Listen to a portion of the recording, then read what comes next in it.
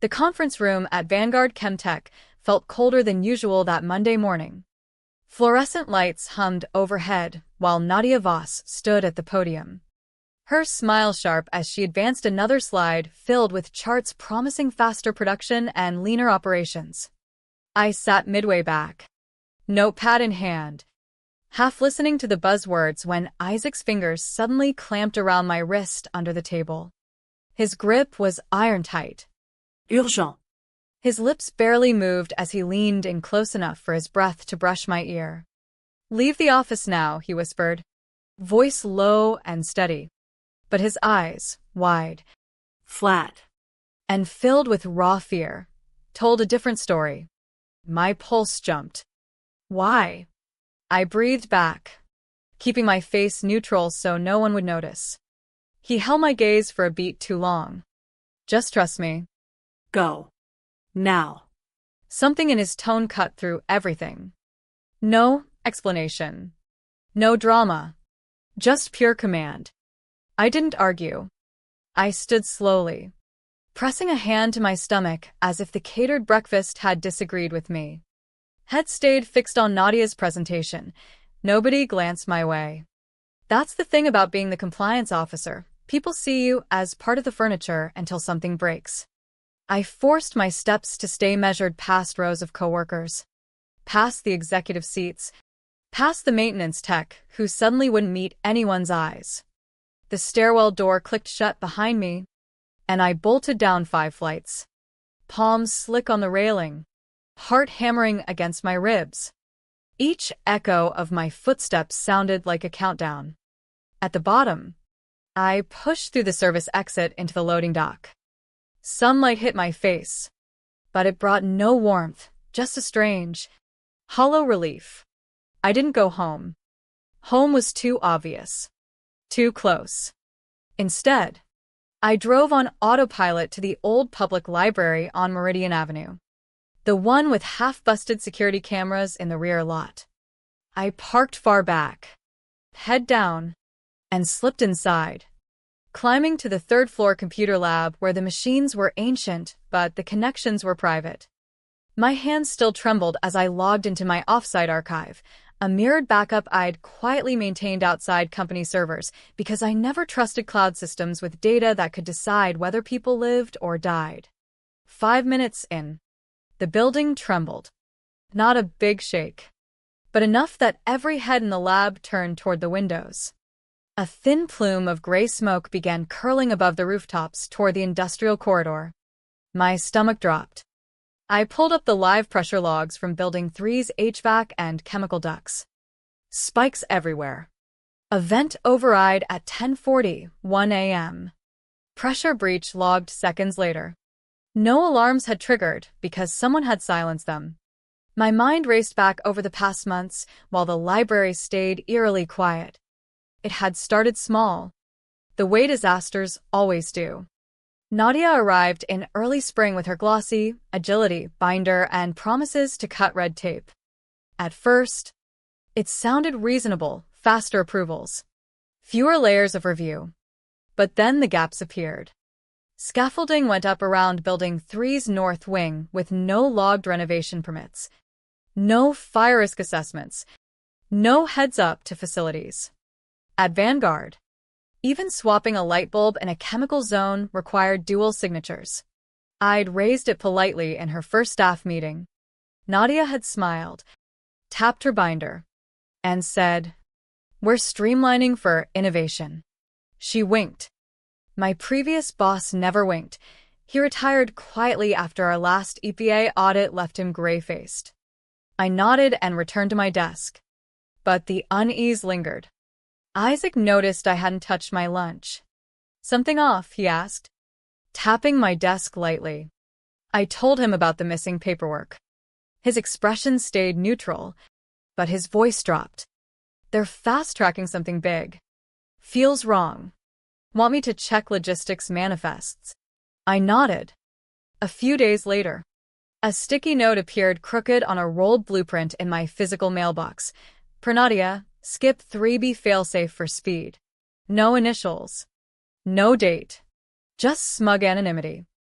Failsafe 3B was the emergency pressure relief valve on the refrigerant line feeding the North Lab wing. Skipping it was reckless, like shaking a soda bottle and ignoring the cap. I unrolled the prints and cross-checked against approved diagrams. Someone had rerouted lines to accommodate a new compound abbreviated only as R22X in the pipe specs. Our inventory system showed nothing. Manual inbound logs listed trial coolant per Lab 7 signed by Dev Voss, Nadia's nephew or cousin. The family connection whispered in hallways. No EPA permit. No handling protocols. The air in the office grew heavier that week, like the building itself was holding its breath. That night, I stayed late after everyone left. Server room hum filled the quiet as I filtered admin overrides for the last 90 days. Thresholds disabled during off hours. Emergency vents muted. Pressure alarms silenced. All from a handful of terminals, one tied to Nadia's executive assistant. None of it added up until the realization hit like cold water. If a breach happened in that section, we wouldn't know until it was too late. No alerts. No automatic shutdowns. People could suffer burns, lung damage, long-term illness, and management had deliberately blinded the system. I thought about telling Martin, our director, but he'd grown distracted lately, nodding along to Nadia's initiatives with nervous smiles that screamed job insecurity. So I did what I always did, documented everything. I built a new off-grid folder. Copied deltas, screenshots, metadata. The match was lit. I held the gasoline can. Back in the library. The news ticker on the muted TV confirmed it. Ventilation failure and possible chemical release at Vanguard Chemtech. Evacuations underway. First responders in masks. My archive showed the truth, human error. Or worse, deliberate override. A login from the master console at 10:40 a.m. belonged to Isaac. He'd seen the build-up and chosen to save me instead of playing hero publicly. One whisper. One chance. The rage settled in slowly. Cold and deep. This wasn't over. It had only begun. The smoke plume thickened while I sat frozen in the cubicle, fingers hovering over the keyboard. Channel SIXS drone footage captured workers stumbling into daylight, jackets pulled over faces. Confusion and panic etched on every expression. I minimized the feed and dove deeper into my shadow archive, the ugly, redundant system I'd built years ago after a previous audit data loss. It scraped raw entries, timestamps, even scrubbed internal credentials that official logs conveniently forgot. The timeline painted a clear crime scene. 10:40 a.m. Remote login to the safety valve subsystem. 10:41. Override command disabling emergency vents. 10 hours 41 minutes and 47 seconds. Failsafe pressure trigger muted. 10 hours 42 minutes and 12 seconds. Spike breach in the pipeline. 10 hours 42 minutes and 58 seconds. HVAC duct failure. The user ID linked to the override traced to Felix, Nadia's tech liaison, the same man who'd rolled his eyes when I flagged risks during the sensor transition phase weeks earlier. Felix's access patterns didn't lie. He'd never touched building 3 logs until the week before the incident. Those logins coincided exactly with edits to an internal test protocol labeled X37A. X37A wasn't in any standard approval tracker. I ran the compound through federal registries. No match. EPA permits for new refrigerants from Vanguard, 0. Yet the protocol carried an internal use only stamp and 2 signatures, one typed as Felix, the other a confident, slanted handwritten flourish belonging to Nadia Voss herself. She'd scanned her real signature in, as if the personal touch granted immunity. My fists clenched. They weren't cutting corners. They were conducting a black market experiment behind corporate jargon, gambling with lives for velocity. I exported logs, screenshots, file hashes, Even forgotten maintenance camera stills. Everything encrypted and duplicated across cold storage drives. They saw me as invisible glue, holding the operation together. Fine. Glue also records every fingerprint left behind. The full weight of Clause 18C surfaced in my memory as I worked. Buried deep in my employment contract between relocation benefits and education reimbursement, it stated that imminent hazard identification plus management failure to act triggered whistleblower protections, full severance, and removal of non-disparagement requirements. I'd negotiated it 5 years earlier after watching another company nearly kill a junior tech in an unreported leak. Management had spun that one too. I'd stayed up nights filing memos and earned only a caution for being overly cautious. Never again. Vanguard had agreed to the clause because they needed my EPA and OSHA expertise. Now the teeth were bared. I composed the formal hazard notification on the outdated compliance Form 11B, attaching every piece of evidence, override credentials, archived camera stills, the X37A protocol with Nadia's initials, side-by-side timeline comparisons. A brief cover note explained the breach of EPA standards and direct endangerment under 18C. I encrypted the packet and submitted it via the escalation channel to both HR and legal, subject line they never expected anyone to invoke. The library's fluorescent hum and distant news anchor voice filled the silence while I waited. No panic, just cold calculation. They wanted quiet. So did I, but only on my terms. By evening, the first response arrived from legal at atrianriskgroup.com. Clause 18C under internal review. Refrain from public comment. No denial. No deflection. Just compliance. When they stall like that, you know fear has set in. They couldn't scrub paper trails or metadata. They whispered in dark conference rooms, scrolling liability caps, hands shaking. I backed files to 3 drives, one for legal counsel friends, one in a downtown safety deposit box, one on my person.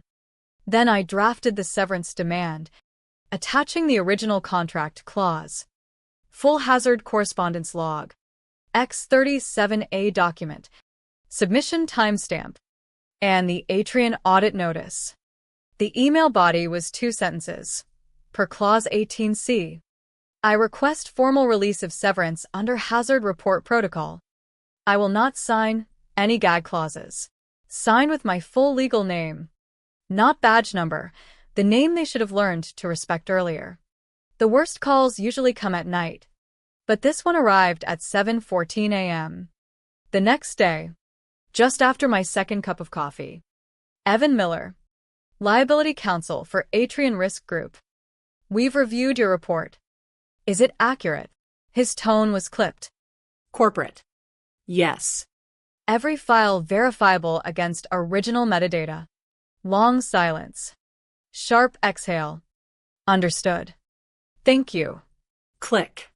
By noon, 3 black-suited representatives arrived at headquarters with briefcases and no smiles. They served suspension of coverage pending audit, bypassed the visitor log, and marched straight into the executive suite. Slack channels lit up with temporary network maintenance, corporate code for scrambling. My name never appeared in memos, but my fingerprints were everywhere, flagged emails, annotated spreadsheets, ignored high-priority warnings about building 3 pressure loops. I watched the fallout from home, sipping cold tea, private dashboard open. The machine that once dismissed my role as non-revenue generating now faced millions in losses precisely because they bypassed the systems I guarded.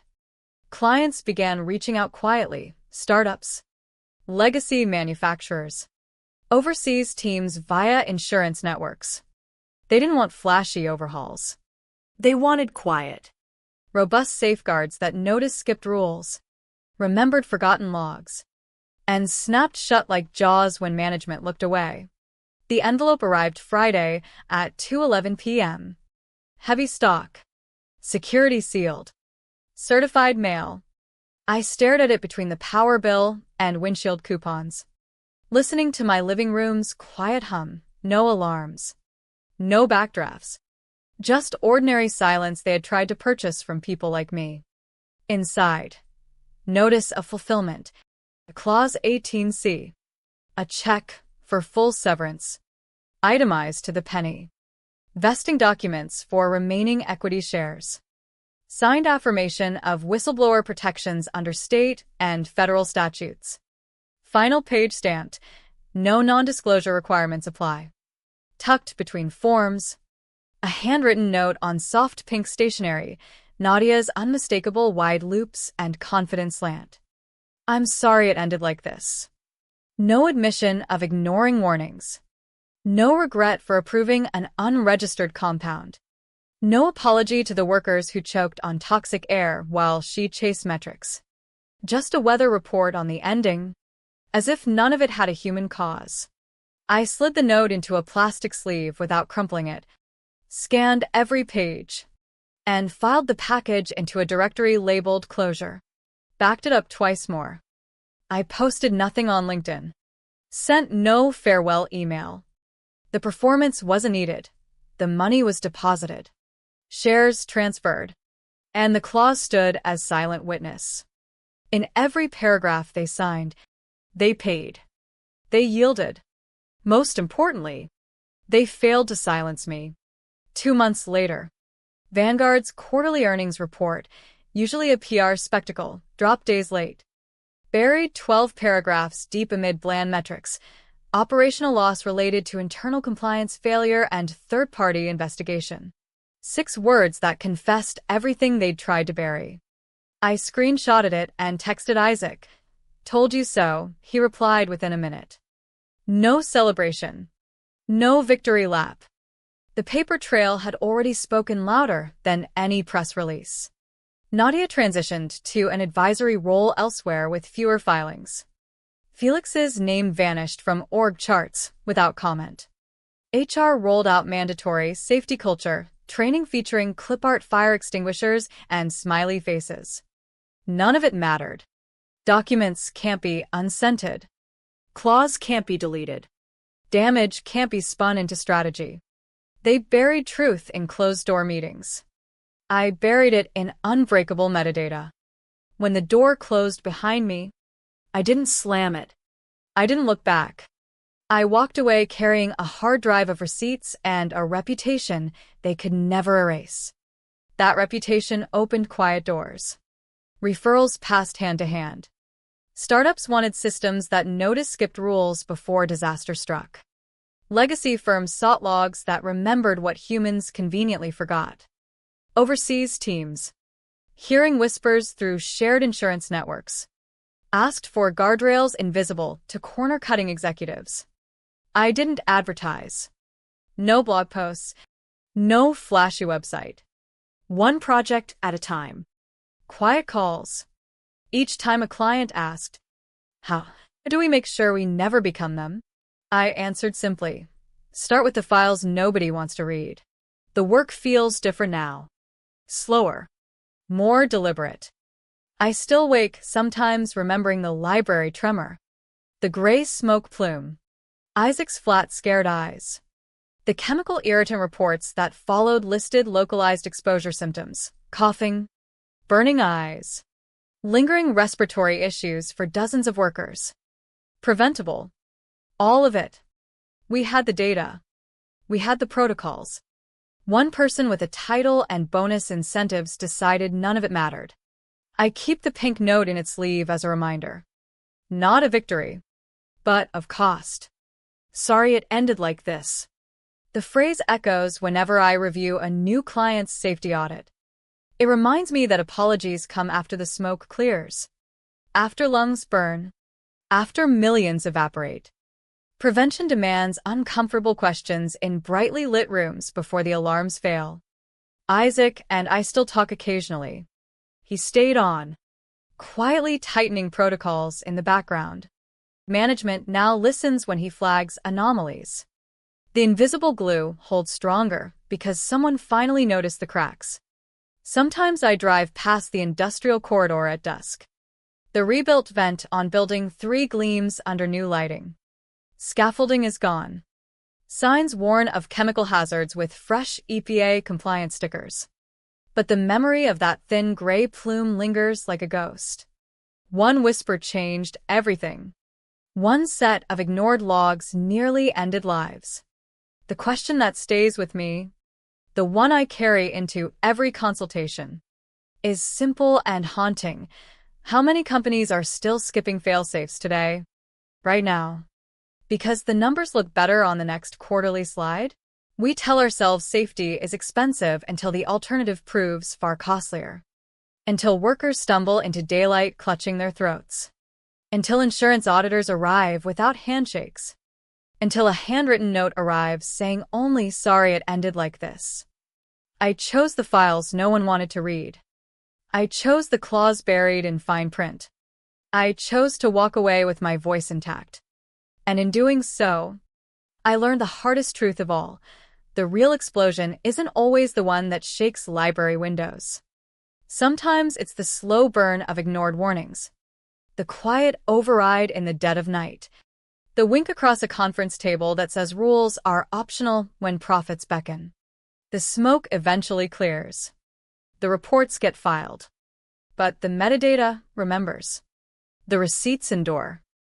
And the next time someone leans in during a meeting, eyes wide with fear, whispering, "Leave now," I hope the listener trusts that single sentence more than any corporate binder or agility slogan ever spoken. Because next time, the plume might rise higher. The breach might spread farther. And the next invisible glue holding the operation together might not have an off-site archive, a Clause 18C, or a friend willing to risk everything with one urgent whisper.